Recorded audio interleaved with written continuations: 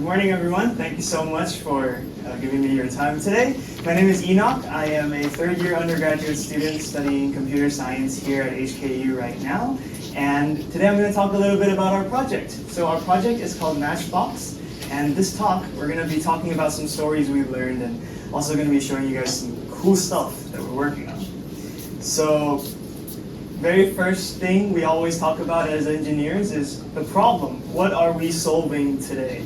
So there's two problems that our project wants to tackle. The first one is there is a lot of keyboards that get obsoleted at bulk at institutions like hospitals, or for example our school where we discovered the problem, or banks, wherever there is large IT departments and they have to handle a lot of equipment, they always recycle the equipment in bulk as well. But then these keyboards, oftentimes they're not broken, they're just 5 to 10 years old and then they get obsoleted. And so we take these old keyboards and then we turn them into something else. And then the second problem that we want to solve is STEM education hardware. So the cost for STEM education hardware right now, in my opinion, is still relatively too high for schools to afford for every single kid, especially in Taiwan, from where I'm from. Growing up, we didn't have a lot of STEM education toys like Lego or Raspberry Pi. Those things did not get into schools. Those things were for after-school activities for people that could afford them. So we want to try and create something that's affordable. It doesn't have to be as complicated as a Raspberry Pi, but it just has to be that curious first spark that can get you interested and get you through the door. So we were thinking, can we recycle the keyboard and turn it into some kind of DIY kit? And so that's how we came up with the Matchbox. So this is a Matchbox, and I will be switching cameras. Oh, this is so cool. Look at this technology. So this is a top-down view because now everybody can see. This is what a Matchbox looks like, and this is one of our kits. And these are made, part of it is from a recycled keyboard. So if you open one of these kits, this is a PCB, a printed circuit board, from the insides of an old keyboard that we recycled. So these ones are currently from labs in HKU. So we have a lot of computer science labs and we talk to the technicians and say, hey, can we just have your old keyboards? So this is what we harvest from those old keyboards.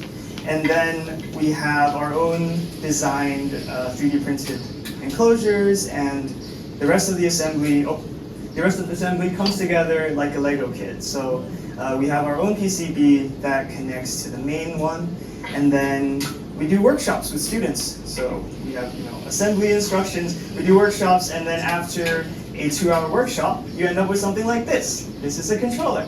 And it might look a little bit scary right now, but in our 2-hour workshops, we go through every single step and we try to make sure that everybody is able to learn the concepts of every single step as it builds up to this controller. Now, what use is a controller if we don't get to play games with it? So now we're gonna demo, and now we're gonna show you guys something really important we must do.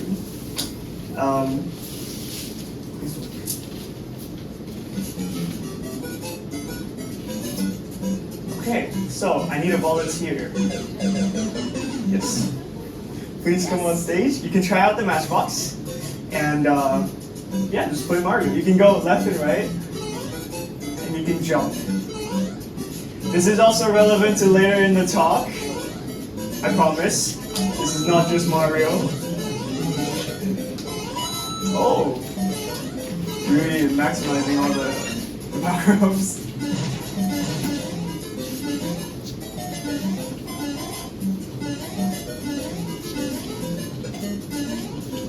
Yeah, so as you can see, the controller works. You have to hold the jump button a bit longer. There we go. So if you hold it longer, you can jump higher. There we go. Yeah, so as you can see, the controller works as a video game controller. Thank you so much. Thank you so much for that. And it's really just very engaging and a lot of fun to make yourself. And today I wanted to share 3 stories that we found really valuable in the process of developing this.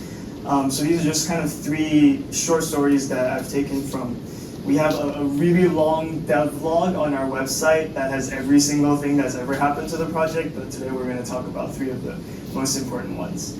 So the first one goes back to Mario. So we're at a games conference. We want to talk about game design. I wanted to bring kind of the level design of that very first Mario level, and I want to relate that to how we design our workshops. Because if you think about our workshops where we teach somebody to assemble one of these guys, we only have 2 hours, and if this is their very first experience, this is a very important responsibility. As someone that designs, the first STEM education material, if I make their first experience bad, they might decide that they don't want to do STEM anymore. That's the worst thing that could ever happen. So this is kind of like trying to design a level where you need to keep the player engaged enough that they learn things, but then also not too easy, and they still actually have fun with it, right? So how does this relate? The topic for this first one is pipes before pits. Actually, we had a very cool demonstration of that actually happening just now.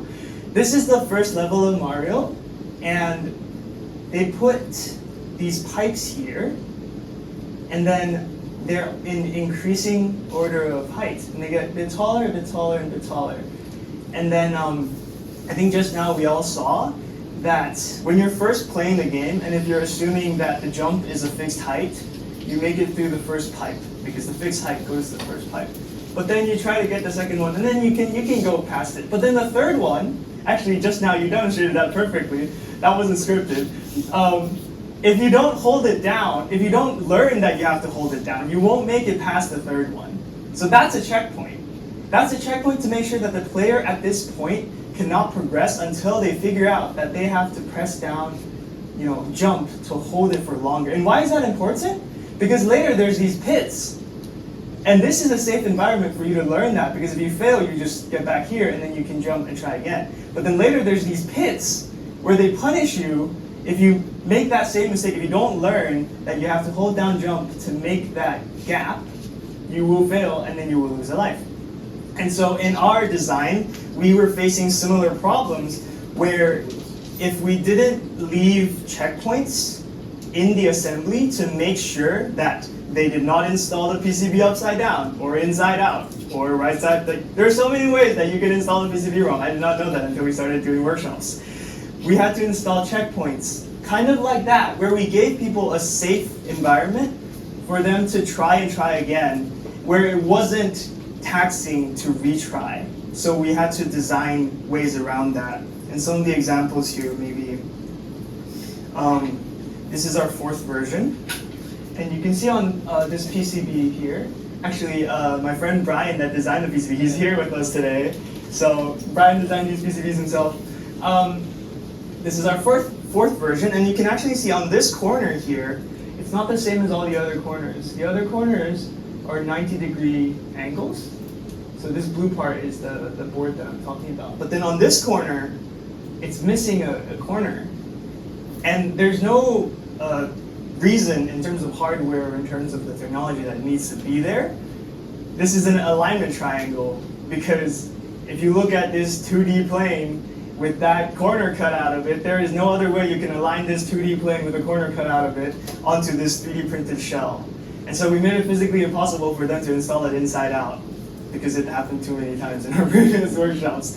So this is just one of the examples, but we have so many examples where we were observing what people were doing in our workshops, and we were trying to come up with ways to treat them almost like we were designing a level for a player. We understand that challenging things can be rewarding to work through and learn through, and we try to keep the fair challenges, but we try to work out the confusing or the things that aren't explained properly. And so that's kind of how that relates to level design, and we think a lot about our favorite video games and what they have done to engage us and keep us, keep trying and just to learn and evolve throughout that game. So that's the first lesson that we learned, pipes before pits. And then the second lesson is making tools, making our own tools.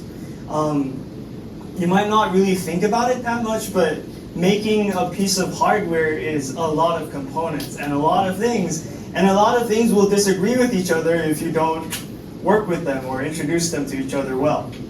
And so there's a lot of moving components in the Matchbox, and the problem we had at some point in our development was that it was taking way too long to make a new PCB design. So these things, do I need the visualizer again? Boom. Technology. These guys took way too long to make because we were drawing them by hand. We had to wire everything by hand, and each one is a specific one for a specific model of keyboard.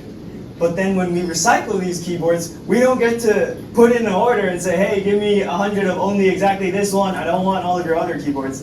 They give us whatever they have, and then we have to work with whatever keyboards they have. But if it takes 2 months to make one of these guys, we cannot keep up with the workshops, and we cannot keep up with being able to get every kid their own Matchbox.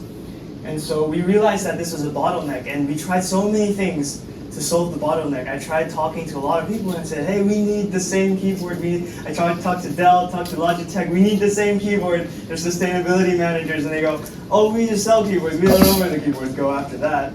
So in the end, that's where it comes back to this quote. I was reading this paper by Alan Kay. He's a kind of a father of modern computing.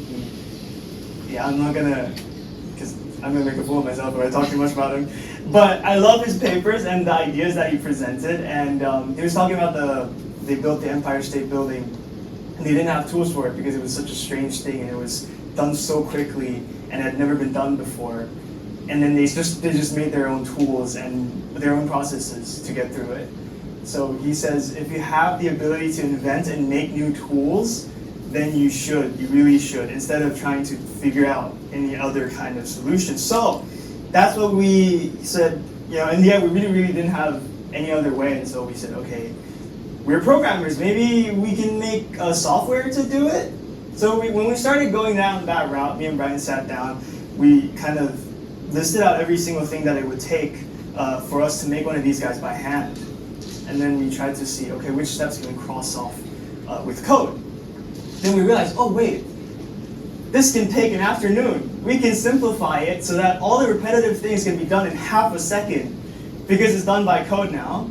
So once we realized that it would be possible, we started coding it. And then we finished the code in an afternoon. And then it actually worked. This was so crazy. So now we have a script to help us do that. It's very bare bones looking because it's an internal tool, but this is an example of something that we learned that was really eye-opening to us. Because we spent months going down the wrong path, thinking like, I need to talk to people to get the same keyword, but the solution was engineering. So we fixed it with code, and then we made our own tool to fix our own problem. And so that was the second story that I found. Okay, cool. That was the second story that I found was really impactful in our journey. And then the last story, I mean, this is a very obvious point. Starting with the fun. So there's a reason that everything here is Super Mario themed and Mario coded. I'm a huge fan of Mark Rober, rocket scientist guy that makes STEM toys. And he had a TED Talk where he talked about the Super Mario effect, where if you phrase something that's supposed to be learning in a fun context, and it's a game, it's a challenge, then suddenly you're going to sit in front of the TV and spend so many hours trying to master it, even though it's still just a sequence of inputs that you have to hit at a very exact time. So we're trying to do the same thing with electronics, with hardware, with putting together circuits and doing buttons and thinking about electronics. And so that's what we've been trying to do with the Matchbox. That's kind of the core principle of everything around the Matchbox, is to design stuff around games, around things that engage us, around things that we genuinely enjoy. And here I have some results to show for that. These are, so we do a lot of workshops at HKU. And they're always in our makerspace. And in the makerspace, the workshops normally, I would say the percentage is normally 110% engineering. So everybody's an engineer, and then everybody has that background. You're not exposing anybody new to the machines, to the processes, to the ideas within that space. And so it's 110% engineers solving 120% engineering problems. There is no cross-disciplinary, nobody's talking about the problems outside of this makerspace. Everybody's thinking about that wheel and how to make it spin faster.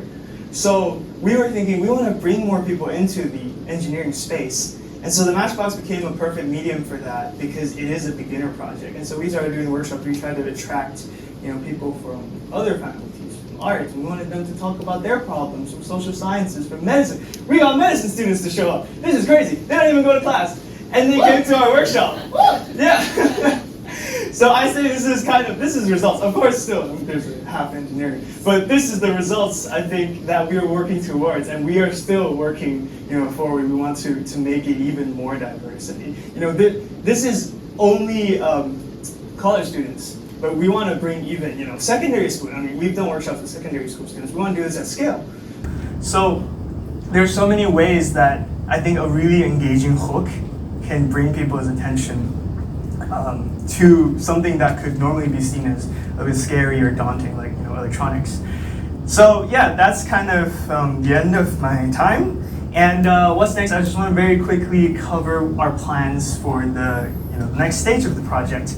We want to open source our hardware. So we understand that the keyboard problem and the STEM hardware problem, this is not only a Hong Kong problem, and this is, our problems are inspired by the rest of the world too. So we want to open source our internal tools, our PCBs, our 3D prints, and we want to write a lot of documentation. We have been writing a lot of documentation, but this is kind of like a diary documentation. It's not very formal documentation. We want to start writing documentations about specifics on these are the schematics, these are the dimensions, and you need to define them like this, otherwise it's going to break. And we want to have a lot of stuff like that for the community to be able to start building their own things around this, and then taking it even further. And then we want to see what people can make with the Matchbox. Because if you think about it, this is a make your own controller. Why does the controller still look like this then? If I made this myself, can I make it look like something else? Why does it have to look like this? Right? So we really want to explore that. And one fun last thing is we have started exploring that. And so this is the new stuff that we've been making. So this is the hook of the entire thing. I had this thing sitting here the whole time. Let me maybe put it. Yeah. Is it gonna fit under my? Let's see. Can everybody see? Okay. This is a mouthful.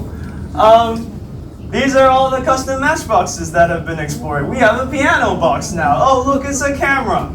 Oh, wait, what's this? That's an excavator. You can have an excavator as your controller. Why does your controller look like a controller anymore? When we open source this, the entire world will be able to make crazy stuff with this. We're so excited about this. We have a fishing rod. Whoa. Yeah, so this is really exhilarating stuff that we have planned.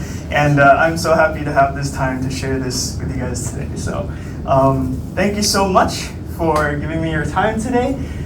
If you want to learn more about our project, there's a QR code to our website. We've been documenting every single challenge we've had since day one. And yeah, just come talk to me. We're going to be upstairs at the arcade. You can come and try out all these strange looking things. And yeah, thank you so much for giving me your time and attention today. Thank you.